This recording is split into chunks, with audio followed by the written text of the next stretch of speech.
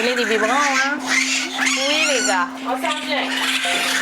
Quel genre d'animaux est-ce que vous accueillez à ce refuge-ci?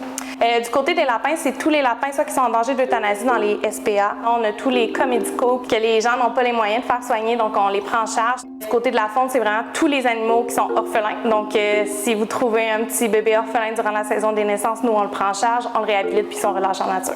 Raton laveur, écureuil, moufette, oiseaux, des tortues aussi. Donc, vraiment, c'est très vaste.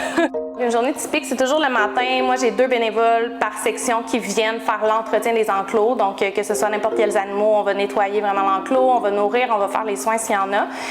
Puis en après-midi, c'est plus le travail à l'extérieur. Là, on est en train de construire nos enclos. Donc, c'est plus des bénévoles qui vont faire l'aménagement, la construction, ces choses-là. Puis, à long terme, on pense vraiment avoir besoin de bénévoles pour la visite des lieux. D'expliquer aux gens un peu c'est quoi les animaux de la faune, comment cohabiter avec eux. Souvent, on pense connaître un animal, puis c'est tout autre chose. On a encore des vieilles mentalités.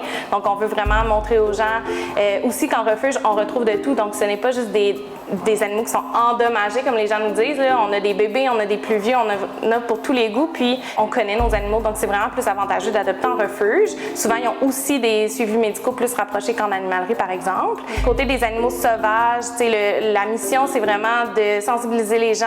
Eux, ils étaient là avant nous. Nous, on est sur leur territoire. Donc, de cohabiter avec eux, de faire attention à leur environnement, puis de comprendre que le petit raton laveur qui fait un nid dans ton toit, c'est pas pour mal faire, puis d'essayer de le laisser vivre le temps qu'il va avoir ses bébés pour les déplacer, sinon ça fait beaucoup d'orphelins.